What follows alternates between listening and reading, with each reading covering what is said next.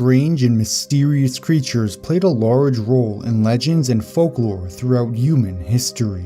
Stories of alchemy practicing witches, monsters in the deep blue, and giant flying lizards fascinated our ancestors for thousands of years, many believing these stories to be true. There are people that believe these creatures are more than just works of fiction. Many would call these cryptids, which has come to be understood as a hidden animal. Biblical records, historical documents, and modern sightings have led many to believe the truth is still out there.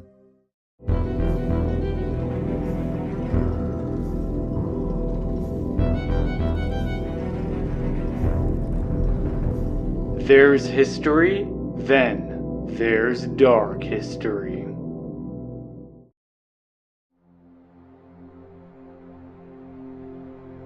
Some of you may be familiar with this cryptid from Teen Wolf. Well, in France in the 1760s, a series of attacks took place that left the former province of Gévaudan in shock and awe. Sources disagree on the exact number, but somewhere between 90 and 210 attacks by an unknown entity resulted in about 100 deaths. The bodies of the killed were found partially eaten. The attacks persisted for 3 years from 1764 to 1767. Some who survived the attacks described their assailant as a wolf-like creature the size of a calf with a dog-like head, large chest, and a mouth that revealed large, white teeth. Its fur was red with black streaks on its back. It must have been a truly disturbing sight indeed.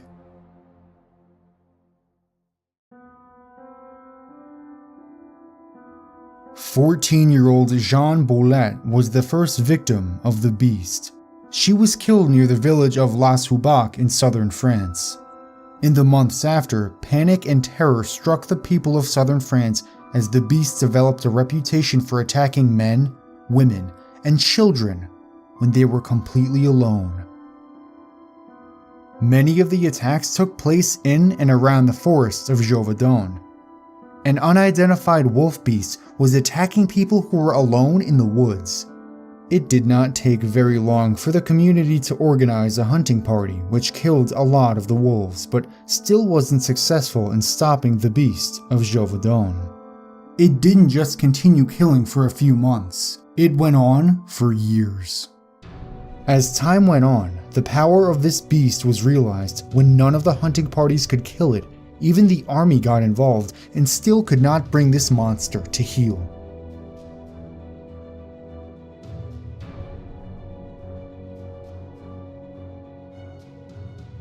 By December of 1764, there were rumors that there was a pair of beasts because there were so many attacks, people couldn't believe one beast was behind them all. Within just a few weeks, it had gotten so bad they had to get the king involved. Louis XV sent in some of the best hunters in the country alongside the French military. On September 20th, 1765, a massive wolf was killed by the experienced hunters. The wolf itself was 31 inches high, 5 foot 7 inches long, and 130 pounds. The hunters, believing they just saved everyone, brought this wolf to the king in Versailles, where they were branded heroes.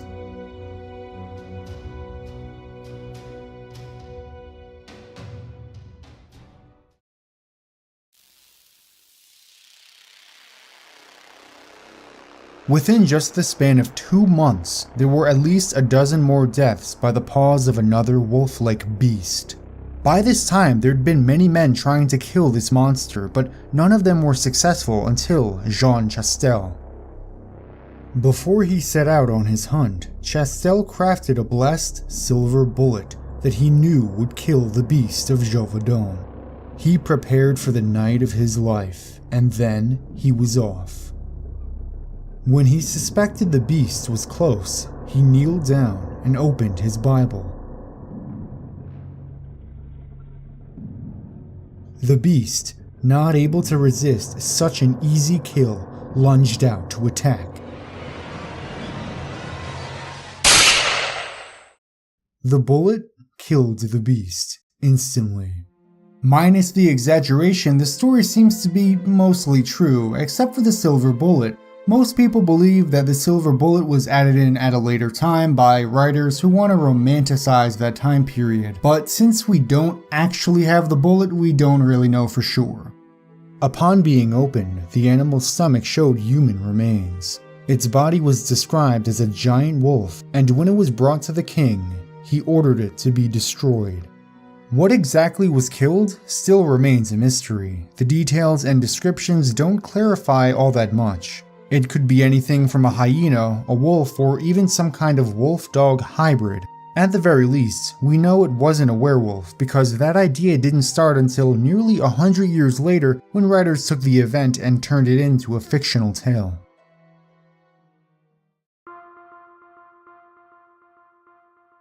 There are quite a few theories about this beast, some more believable than others, but the most common one is simply a wolf. The descriptions don't exactly match up with what a wolf looks like, but an important thing to consider is the fact that the people who survived these attacks and lived to tell the tale had to describe their life and death moment. That isn't always easy to do. If any of you have ever had a moment like this, you know it's almost impossible to recall certain details. And sometimes people even remember stuff that didn't happen. That definitely could have played a role in this case, and it would also explain why the descriptions differed as much as they did. If this was just a wolf, it would have had to be one of the strongest and most capable wolves in recorded history. This theory is a plausible one, but admittedly it is kinda boring. A much more interesting theory claims the beast was actually a wolf-dog hybrid created by Jean Chastel himself. He did own a huge red mastiff, and it wouldn't have been impossible for him to breed it with a wolf. And he practically went from a historical nobody to playing the lead role against werewolves after he killed the beast. There isn't much evidence for this theory, and it is kind of unlikely, but I wouldn't cross it off completely. Sometimes the truth is stranger than you'd ever imagine.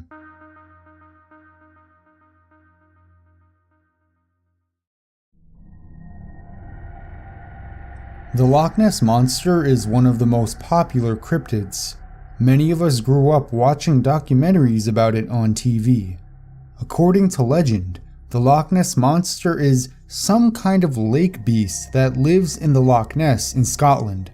The Loch Ness Monster is also one of the oldest creatures on this list, being mentioned first by Catholic monks in 565 AD.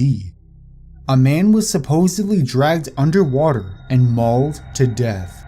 They didn't exactly know what to think, but they called whatever it was the water beast.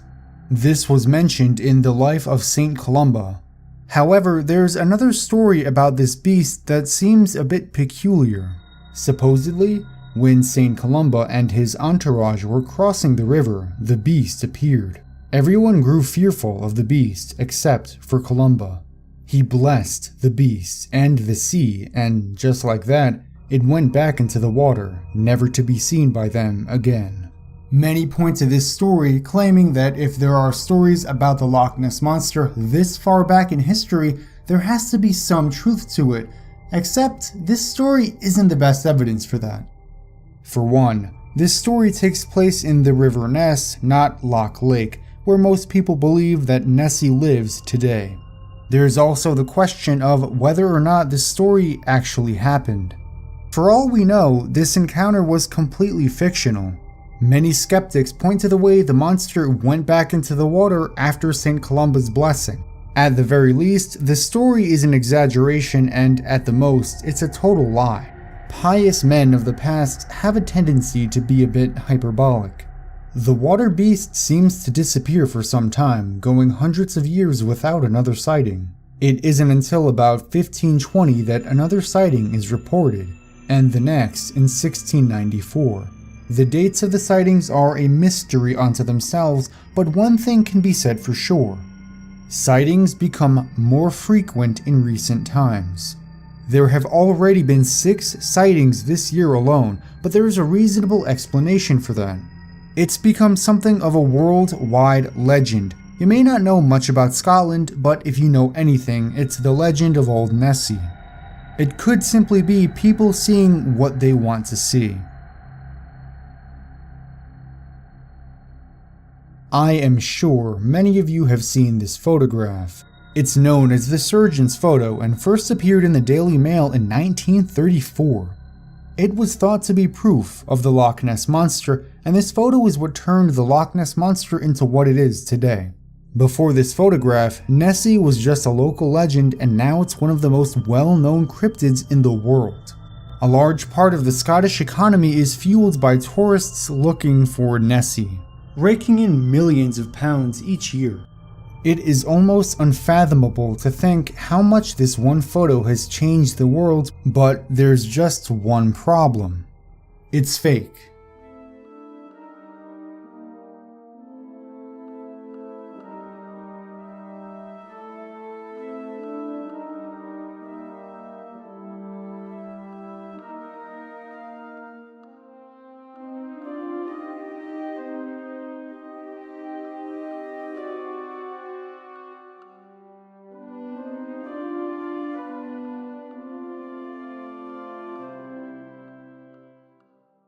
In 2015, Google commemorated the 81st anniversary of the surgeon's photo by extending Google Earth Street View to include the entire Loch Ness. They even let you go underwater. But even with Google Earth and the entire internet on the hunt for Nessie, she still remains hidden, and will probably remain that way. The story and the history surrounding the Loch Ness Monster are absolutely fascinating. But that seems to be where the story begins and ends. The term chupacabra is a combination of the Spanish words chupar and cabra. This literally translates to goat sucker. It is one of the most famous cryptids in the Spanish-speaking world. The creature came into the spotlight in Puerto Rico when hundreds of farm animals were attacked by an unknown entity. Beginning in 1995. Eyewitness accounts describe the creature as having a reptilian body, oval head, bulging red eyes, fanged teeth, and a long, darting tongue. What made the case so interesting was the missing blood from the animals that were attacked. It was said that the blood was somehow taken right out of the animals, yet the meat was still said to be intact. Whatever was responsible for the attacks somehow managed to take the blood right out of the bodies. This caused a panic, and it wasn't long before a nationwide hunt began in Puerto Rico, but to no avail. Whatever creature was responsible for the attack eventually became known as the chupacabra.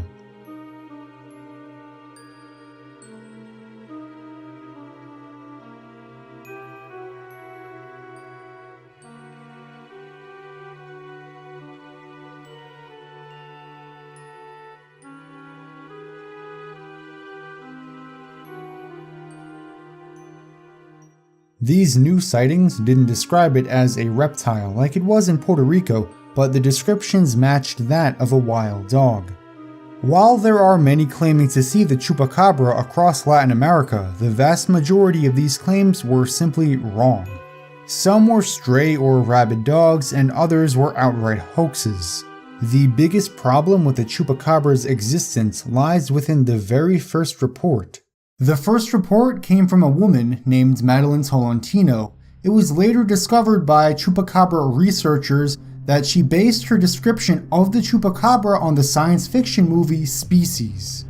The creature she described as the chupacabra had striking similarities to the monster in that movie. Not to mention later tests done on the dead farm animals confirmed that not a single animal actually had its blood sucked out. All of this on top of the fact that the chupacabra has no traces in history. It is almost certain that the chupacabra does not exist. I don't want to say definitively because there's always that sliver of a chance. Probably the most popular on this list is the mysterious and elusive Bigfoot. Bigfoot is famous across North America, and similarly to the Loch Ness Monster, it is blown out of proportion by popular culture. Any cryptid that has done the disservice of having its own television series is bound to a story of hyperbole and half-truths. Whenever something becomes mainstream, it tends to become plagued with misinformation, and Bigfoot is by no means an exception to that rule.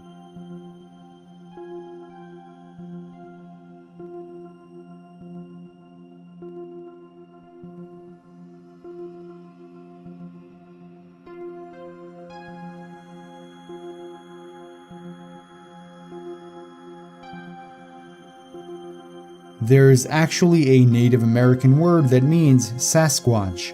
Skookum is the word used by the Chinook tribes to describe this mysterious beast they often encountered. The word became so popular that there were over 200 locations named after the Skookum. If you take a look at this map showing where Bigfoot sightings take place, you'll notice a lot of the sightings are concentrated over in that Washington state area. That lends an amount of credibility to the Bigfoot legend. Sightings from history often have an extra layer of believability because they weren't making clickbait blog posts or trying to drive tourism into their county. Any modern sightings have to be questioned with these things in mind. To whose benefit? A Loch Ness Monster sighting, for example, may seem totally legitimate, but if you find out the guy's uncle sells old Nessie merchandise in Scotland, how legitimate does that sighting seem now? The same is to be asked of every modern sighting. Historical accounts rarely have these same driving motives.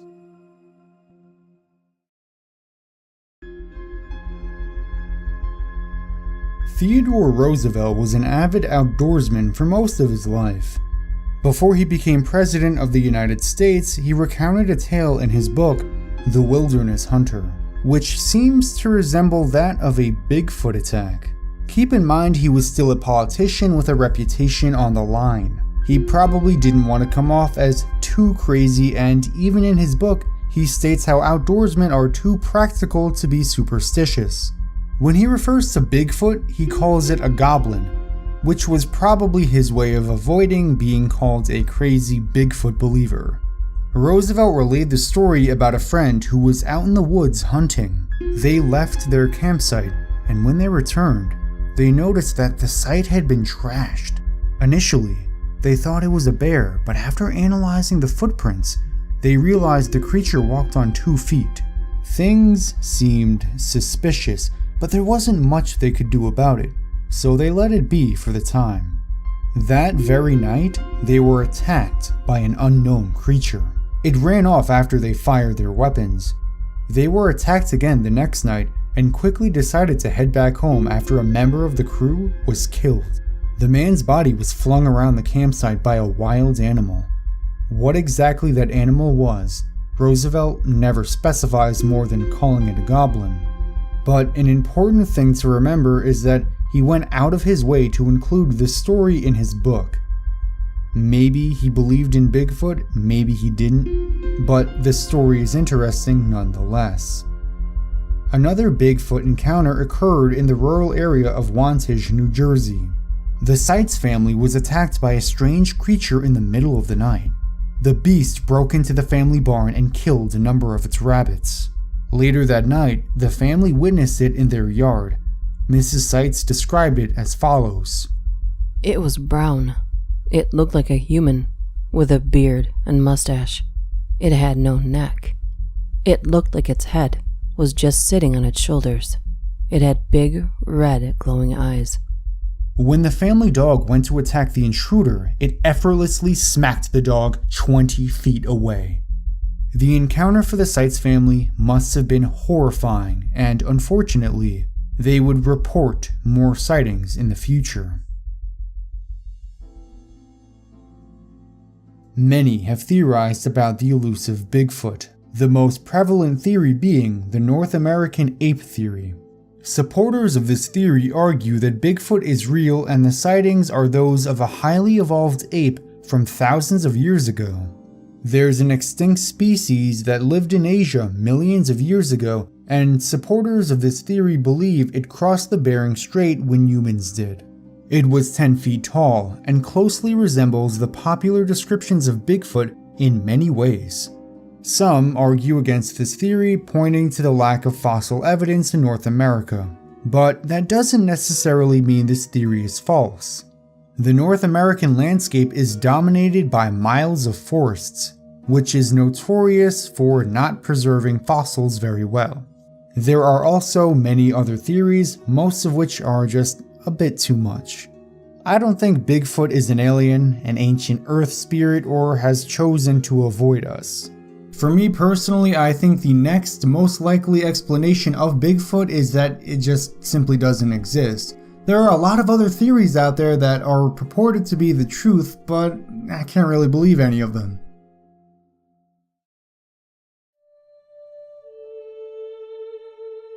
The Mothman is a popular cryptid that came to national attention in the 1960s. A number of sightings in Point Pleasant, West Virginia later led to it becoming one of the most well-known legends in North America. The Mothman is often described as a large flying man with 10-foot wings and glowing red eyes. John Keel helped spread the story when he released his book, The Mothman Prophecies. In it, he connected the strange stories and sightings of the Mothman and connected them to a catastrophic accident that changed Point Pleasant forever. The collapse of the Silver Bridge was a tragedy and it shocked the local community. One woman who witnessed the event described it as follows. I felt a shaking of the bridge. I wasn't going across, so I threw my car in reverse. The shaking was so severe my car died, but it kept rolling back because of the incline. As I was watching in horror, the bridge was falling right in front of my eyes. It was like something had lined up dominoes in a row and gave them a push, and they all came falling down, and there was a great big splash of water. I could see car lights flashing as they were tumbling into the water. The car in front of me went in.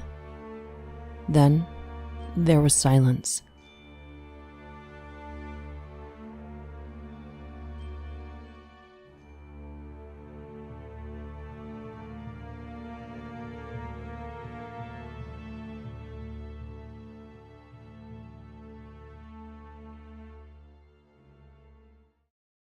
The Mothman prophecies connected the collapse of the Silver Bridge with sightings of the mysterious Mothman.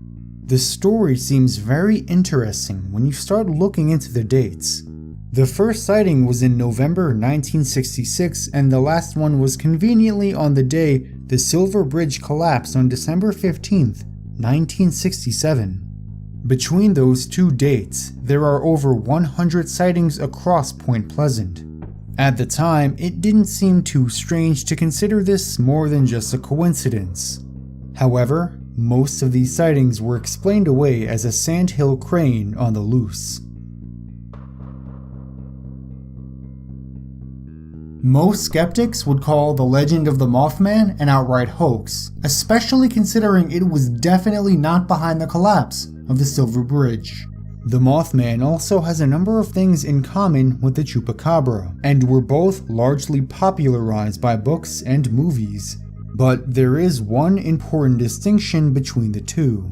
The Mothman may have been known to a Native American tribe. The Shawnee tribe had legends of the Misigna, a creature that resided in the forest and protected nature from abusive hunters. The spirit has been connected to Bigfoot, but the costume used to commemorate this spirit resembles the Mothman much more than it does Bigfoot. The Mothman is definitely interesting, and it is certainly possible that it exists in some capacity.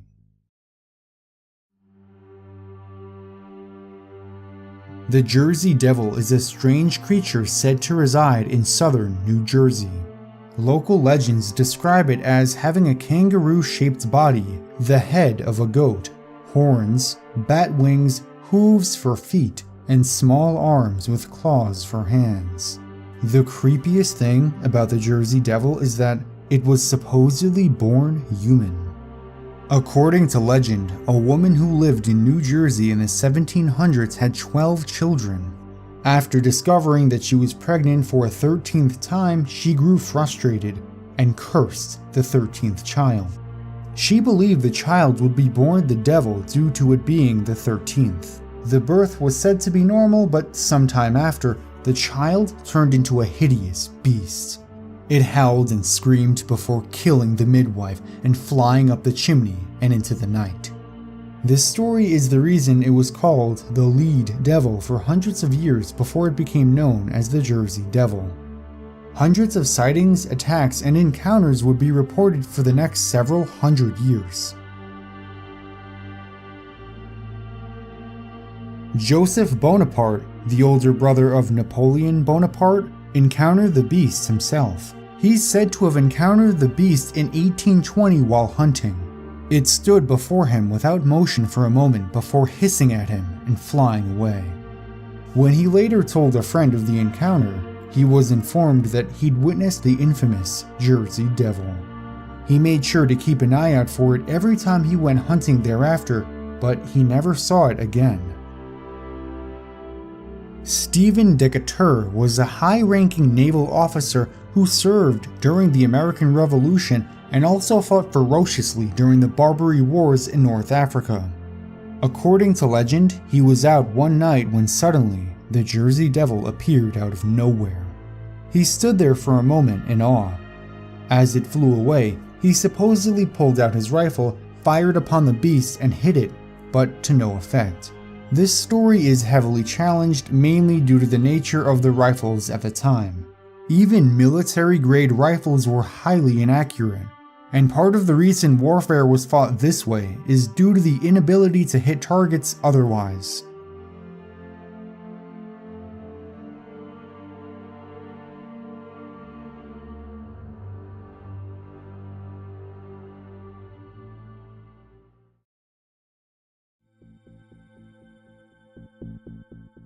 The Jersey Devil was largely local folklore until the 1909 frenzy turned it into the notorious winged goat we know and love today.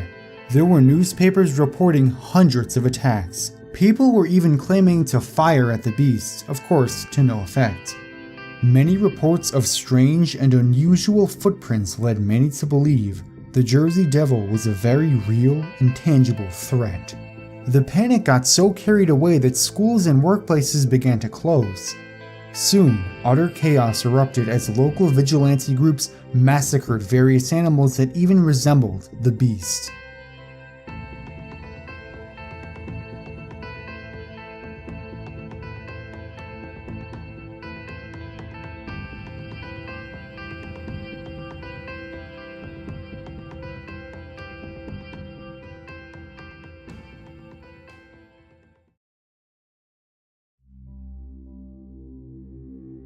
Skeptics of the Jersey Devil often point to the fact that there's no real physical evidence that it ever existed, and it may very well have been an outright hoax to begin with, especially considering the absurdly high number of hoaxes claiming the Jersey Devil to be real. Outside of eyewitness accounts and legends, there are no solid grounds to stand on to say the Jersey Devil existed. Nearly all supposed evidence has been exposed to be a hoax, including many famous footprints. Many people, including some New Jersey locals, argue the Jersey Devil is simply folklore that has been blown out of proportion. However, believers point to the number of credible accounts that came long before the 1909 hysteria. Joseph Bonaparte was the former king of Spain, and Stephen Decatur was a famous Navy legend. They both reported to have seen it with their own eyes.